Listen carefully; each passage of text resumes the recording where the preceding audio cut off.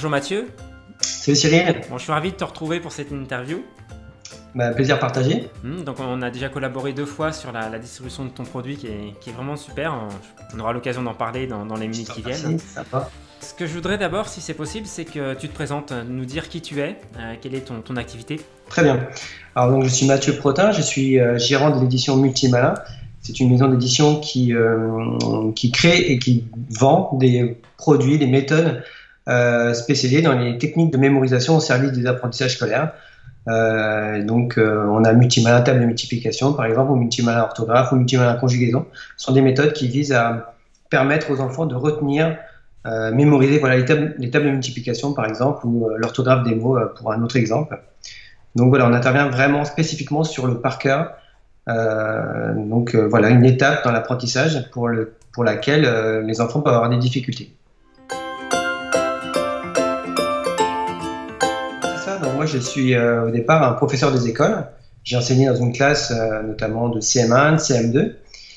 Et puis ensuite, face à mes élèves qui vraiment galéraient pour les tables de multiplication tout particulièrement, je me suis dit qu'on pouvait peut-être trouver une technique de mémorisation pour les aider à retenir ces fameuses tables de multiplication. Et je me suis inspiré en fait des techniques mentales utilisées par les champions du monde de mémorisation, des personnes qui sont passionnées par la mémorisation, qui sont capables, par exemple, de mémoriser des centaines de chiffres en quelques minutes seulement. Alors ça paraît assez incroyable et pourtant ce sont des gens tout à fait ordinaires qui sont capables comme ça de démultiplier leur capacité de mémorisation en utilisant de vraies techniques de mémorisation basées sur le fonctionnement naturel du cerveau. Et un petit peu au culot, je me suis dit pourquoi pas essayer d'adapter ces techniques des champions de mémorisation pour, avec mes élèves dans la mémorisation des tables de multiplication. Et là, ça a été assez incroyable, ça a marché tout particulièrement pour des élèves qui étaient en grande difficulté scolaire. Et donc, du coup, l'idée a été petit à petit d'essayer de développer cette méthode pour ne pas garder ce secret rien que pour ma classe, mais pouvoir partager ça vraiment au plus grand nombre. Et c'est comme ça que petit à petit, la méthode Multimalin table de multiplication s'est créée.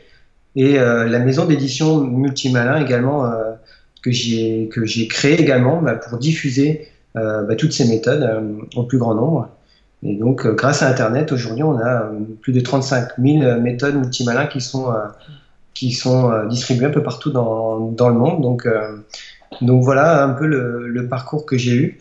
Et entre-temps, donc entre la position de professeur des écoles et puis gérant de l'entreprise Multimalin, j'ai aussi été conseiller pédagogique dans une inspection de l'éducation nationale. Donc j'étais aux côtés d'une inspectrice de l'éducation nationale et je conseillais les enseignants dans l'utilisation du numérique au service des apprentissages scolaires.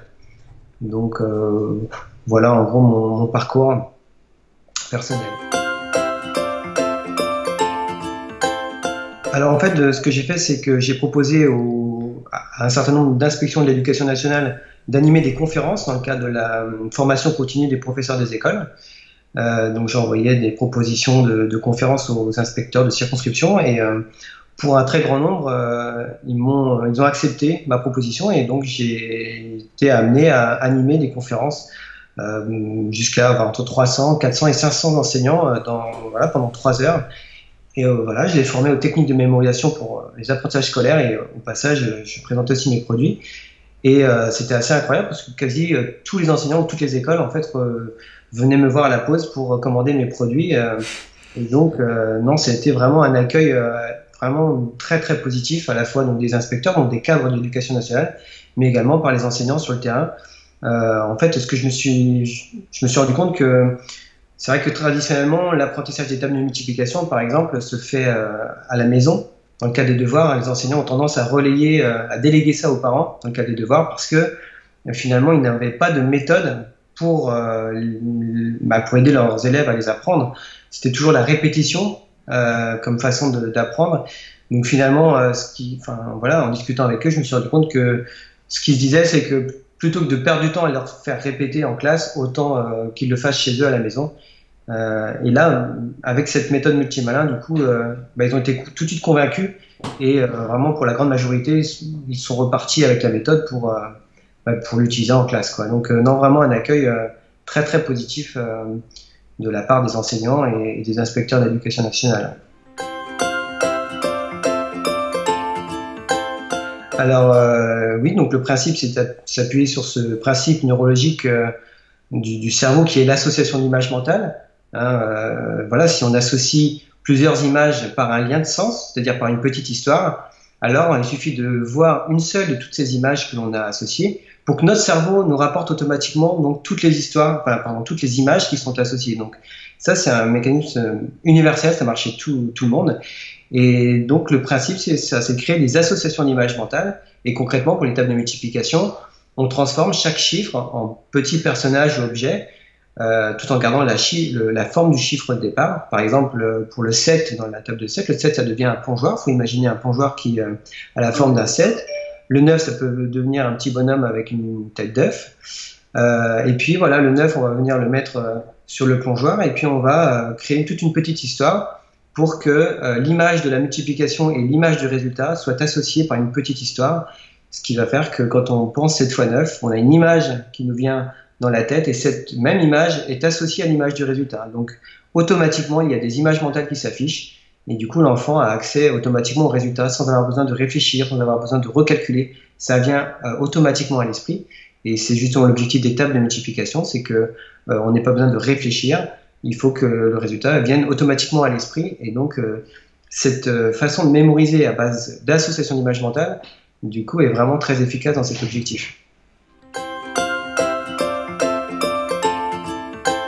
J'ai vraiment une adhésion de tout le monde. Donc effectivement, comme tu le disais, les élèves en grande difficulté, là ça a été vraiment particulièrement bien accueilli puisque pour une fois, ils se sont retrouvés en situation de grande réussite très rapidement. Et les élèves qui finalement n'avaient pas besoin forcément de cette méthode, c'est-à-dire qu'avec la simple répétition, ça fonctionnait. Par contre, ce qu'ils ont vu, c'est le côté ludique, le côté amusant, drôle, qu'ils n'avaient pas avec la méthode classique de la répétition ou du rabâchage, comme on peut dire.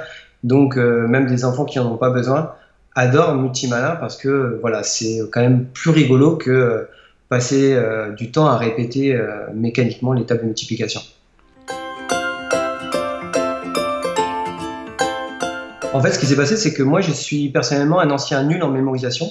Quand j'étais à l'école primaire, j'étais vraiment nul pour mémoriser les tables de multiplication, mais l'orthographe des mots, la conjugaison, enfin, j'étais plutôt un bon élève, je comprenais bien. Mais dès lors qu'on arrivait sur des étapes de l'apprentissage qui consistaient à retenir par cœur, là j'étais vraiment nul. Et donc, du coup, toute mon enfance, puis mon adolescence, j'ai traîné des difficultés et j'avais un petit peu quand même cette frustration d'être vraiment mauvais en mémorisation. Et en même temps, j'avais cette conviction que mais il n'y a pas de raison que je sois plus mauvais qu'un autre. Je me disais que dans un coin de ma tête qu'il y avait bien des techniques. Il devait exister quelque part des techniques de mémorisation qui me permettraient d'être moi-même également brillant en mémorisation. Et du coup, dès que à la télé, il y avait des émissions sur la mémorisation, et notamment les championnats du monde de mémorisation, du coup, ça a capté mon attention et j'ai regardé ça attentivement. Je ne savais pas qu'un jour ça me servirait, mais du coup, j'ai ressorti ces souvenirs des émissions que j'avais pu voir sur les championnats du monde de mémorisation, peut-être plusieurs années auparavant. Et j'ai fait le lien quand je me suis retrouvé face à mes élèves qui galéraient comme moi, j'avais pu galérer quand j'étais à leur place. Je me suis dit, là, c'est le moment un petit peu de prendre ma revanche avec ces élèves-là et de pouvoir les aider. Et donc voilà, c'est comme ça que s'est fait le lien. C'était des souvenirs d'émissions de télé que j'avais pu voir au fur et à mesure de mon enfance et de ma jeunesse parce que j'avais cette frustration d'être nul en mémorisation et du coup, ça m'intriguait de voir des champions de mémorisation. Et c'est comme ça que j'ai pu faire le lien quand j'étais face à mes élèves, en fait. Ah, c'est intéressant. C'est souvent, c'est marrant, hein, mais pour faire une aparté, c'est souvent en partant de ses propres problèmes et ses propres conflits intérieurs et problématiques. C'est ça. Une fois qu'on les dépasse, on peut apporter quelque chose aux autres quand c'est un problème assez commun. Ouais, non, c'est clair. C'est clair. Ouais. Donc pour moi, la carte mentale, c'est un outil de mémorisation également. D'accord. C'est parce que justement, dans la carte mentale s'appuie également sur l'association d'images mentales. Donc justement, ça, je m'appuie également sur la carte mentale comme outil de mémorisation, c'est-à-dire que à l'école, traditionnellement, donc il y a une progression dans l'apprentissage, et à un moment donné, on arrive à ce qu'on appelle une trace écrite. On écrit une leçon qui résume ce qu'on a pu découvrir dans les phases de découverte. Et souvent, donc les leçons sont sous forme de blocs de texte très longs, très abstraits. Notre cerveau a du mal à retenir une leçon qui soit vraiment sous forme de grands pavés de texte. Et du coup, le recours à la carte mentale permet de reformuler ces longs textes difficiles à mémoriser, de le reformuler en utilisant justement l'association d'image mentale. Et du coup, c'est très facile pour notre cerveau de retenir cette leçon. Donc c'est facile pour la retenir, mais c'est aussi très facile pour s'en servir également. Donc voilà, quand on est en situation d'interrogation, du coup, c'est très facile pour un élève de retenir, enfin d'utiliser ses connaissances grâce à une carte mentale, parce que tout est bien catégorisé, associé, et donc on va facilement rechercher les bonnes informations au bon endroit, contrairement à un long texte difficile à la fois à mémoriser et à s'en servir. Combien même on aurait pu le retenir machinalement, un peu comme une chanson, c'est très difficile d'aller chercher la réponse à la question dans une interrogation. Alors que la carte mentale, c'est des idées, et donc du coup c'est beaucoup plus facile à utiliser. Donc du coup, effectivement, les cartes mentales, je forme notamment dans les conférences que je peux animer dans le cadre de la formation continue des professeurs des écoles.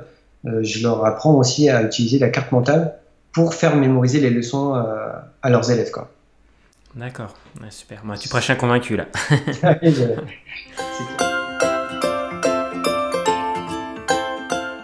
Concrètement, déjà en 15 jours grand maximum, un enfant retient toutes ses tables de multiplication avec table de multiplication par exemple.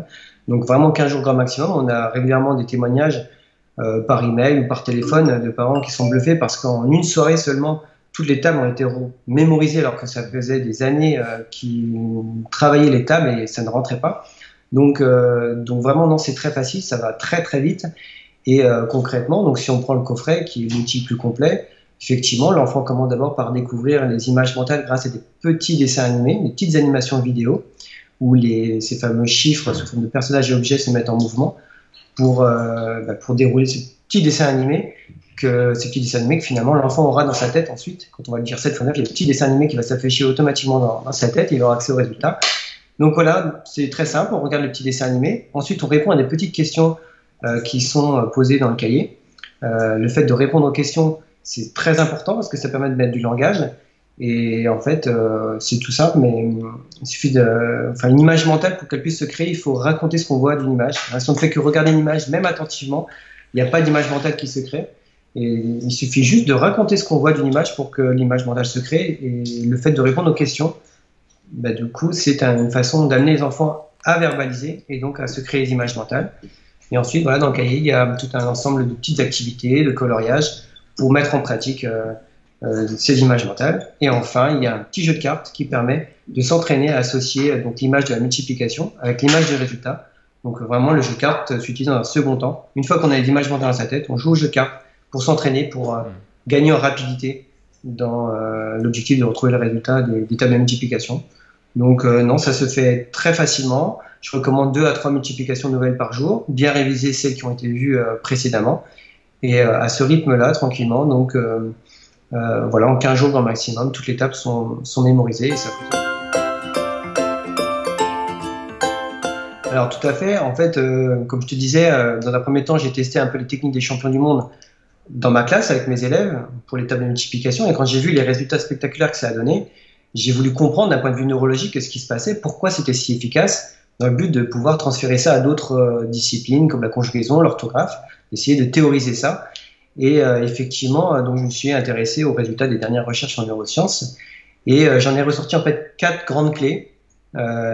Pour moi, c'est voilà, 4 clés qui nous permettent de mémoriser efficacement dans tous les domaines. C'est vraiment des 4 règles universelles qui sont donc rapidement le fait de transformer une information qui serait abstraite et donc difficile à mémoriser, tout simplement on la met en image, et tout particulièrement en image visuelle. Ensuite, ces images, on ne les laisse pas toutes seules isolées, on va les associer entre elles par une petite histoire, par un lien de sens. Donc ça, c'est la deuxième clé, le fait d'associer. Ensuite, la troisième clé, c'est de mettre du langage, comme je le disais tout à l'heure.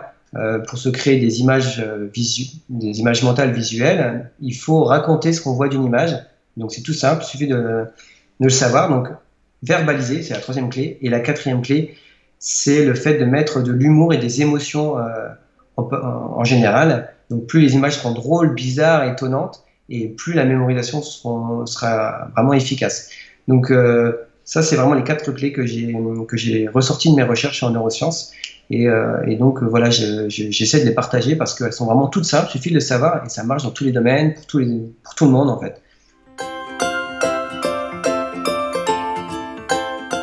Ouais, donc, pour multimalin conjugaison, donc le principe, c'est d'associer, donc si on prend une ligne de conjugaison, un exemple, tu viens. Donc, ce qui est compliqué, c'est de penser à mettre un S au bout de « tu viens », puisqu'on ne l'entend pas. On aurait tendance à l'oublier. Et donc, le principe, c'est de mettre en image donc, le S de « tu viens » dans la terminaison. Et donc, on peut transformer en un serpent, par exemple. Et puis, de l'associer au pronom personnel « tu ». Et donc, le « tu », le T de « tu », on va le transformer en un chasseur. On va imaginer que la barre verticale, c'est le corps avec sa tête, voilà. Et puis, la barre, ça va être le fusil, qui pointe justement le serpent qui est de l'autre côté au niveau des terminaisons. Et du coup, on a créé un lien entre les deux, un lien de sens. Et du coup, à chaque fois que l'enfant va écrire par la suite « tu » sur sa feuille, automatiquement, il y a l'image du chasseur, parce que « tu » est associé au chasseur, et le chasseur lui-même est associé au serpent. Et donc, du coup, par ce jeu d'association d'image mentale, à partir du moment où on écrit « tu », on pense au chasseur et on pense au serpent qui est au bout, et donc on n'oublie pas de mettre le S à « tu viens ». Et donc pour chaque ligne de conjugaison, on a des petits dessins animés, un peu comme pour un ultimatum de multiplication, où on a justement le chasseur qui se met en mouvement et qui part à la chasse du serpent, qui va se cacher derrière le radical vient. Et voilà, l'enfant, cette ligne de conjugaison en image mentale. Et toutes ces lignes de conjugaison mises en animation et en image mentale, on va les ranger dans ce que j'appelle une affiche mentale. C'est un peu la famille, un peu un dérivé de la carte mentale. C'est en gros une carte mentale, mais où j'ai ajouté en plus la méthode des lieux. C'est-à-dire que dans cette carte mentale, on va y mettre des objets, des lieux, et on va accrocher ces lignes de conjugaison, ces images à des lieux, pour pouvoir ranger en quelque sorte les images, dans le but de les récupérer plus facilement par la suite. Parce que comme on le sait, on a souvent des choses en mémoire, mais on a des fois souvent du mal à les retrouver. On a ces fameux trous de mémoire. Et là, le fait de les ranger, donc de les associer à des lieux précis dans un paysage, donc là, pour le temps du présent, c'est un paysage d'une ferme, et concrètement, toutes les terminaisons des verbes en ER vont être associées dans la maison de la ferme. Après, il y a une partie, ce sont les ballots de paille, il y a une autre partie, c'est au niveau des clapiers et des lapins, et voilà. Et donc, c'est rangé comme ça par catégorie et par lieu, ce qui permet comme ça à l'enfant de se balader mentalement sur ce paysage de la ferme, en fonction du type de verbe. Si c'est un verbe en ER, mentalement, il va se diriger automatiquement vers la maison des verbes en ER. Et ensuite, si c'est conjugué, il doit conjuguer un verbe à la première personne, dans ce cas, il va à la dernier étage de la maison. Et là, tout de suite, ça y est, il a le petit dessin animé qui correspond. Et il a accès, du coup, à la terminaison qui va bien, quoi. Alors, moi, le message que je cherche à faire passer, et si j'ai bien compris, c'est aussi ta démarche, c'est de dire qu'on peut tous devenir vraiment brillants en mémorisation. Moi-même, j'étais, comme je le disais tout à l'heure, un ancien nul en mémorisation. Aujourd'hui, je suis brillant. Je fais plus de fautes d'orthographe, enfin, plus beaucoup. En tout cas, ça peut arriver, mais en tout cas, j'en fais plus beaucoup par rapport à ce que je faisais avant, en conjugaison également, et au niveau des tables de multiplication, je les connais par cœur, alors qu'avant, c'était vraiment très difficile. Et du coup, en fait, le message que je cherche à faire passer, c'est qu'on peut tous devenir vraiment brillants en mémorisation, et que si on s'occupe d'enfants qui vraiment galèrent pour tout ce qui est mémorisation, on peut vraiment leur donner les outils pour leur permettre de devenir brillants.